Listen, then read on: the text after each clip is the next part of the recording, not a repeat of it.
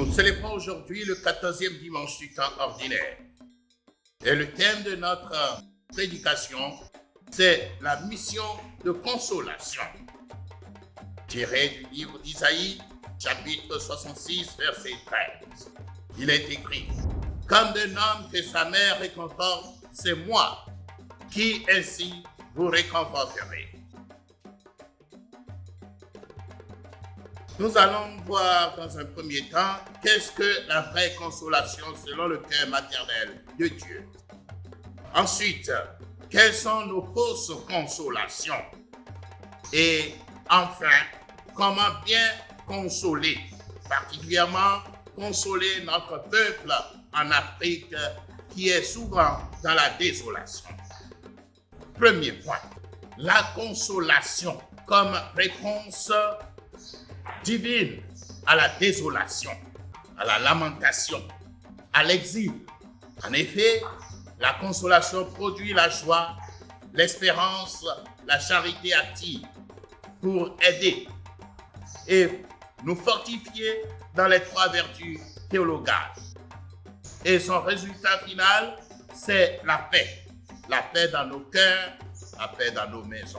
Ainsi, nous avons dans le livre d'Isaïe toute une grande section appelée le livre de la consolation, des chapitres 40 à 55. Mais dans notre section-ci, Dieu se présente comme mère, vraie source de toute consolation, car il y a un lien entre la consolation et la miséricorde, qui est fondamentalement une vertu féminine. La consolation, c'est la raison fondamentale, la mission fondamentale de prophète. En Isaïe 41, il est dit « Consolez, consolez mon peuple ». Mais il y a aussi la consolation des faux prophètes.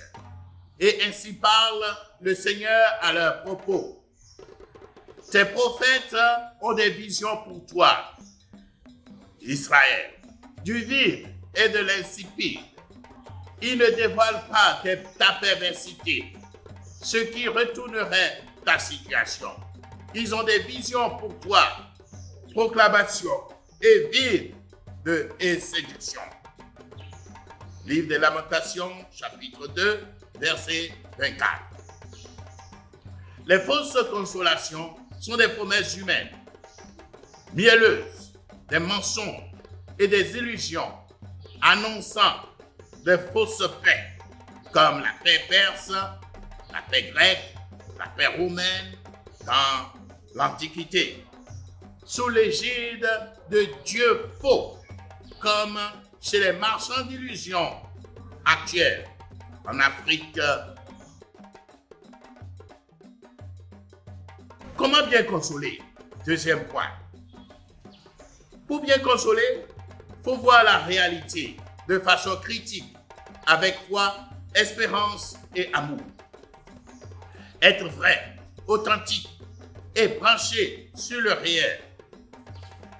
Faire l'expérience de l'esprit consolateur. Montrer des chemins de réalisation des promesses des temps derniers. Consoler est un art difficile, un art délicat.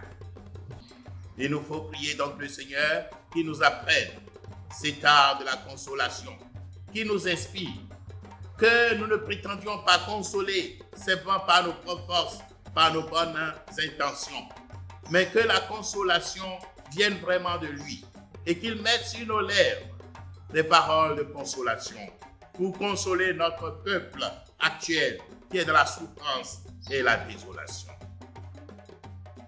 Abonnez-vous à VOCHAF gratuitement.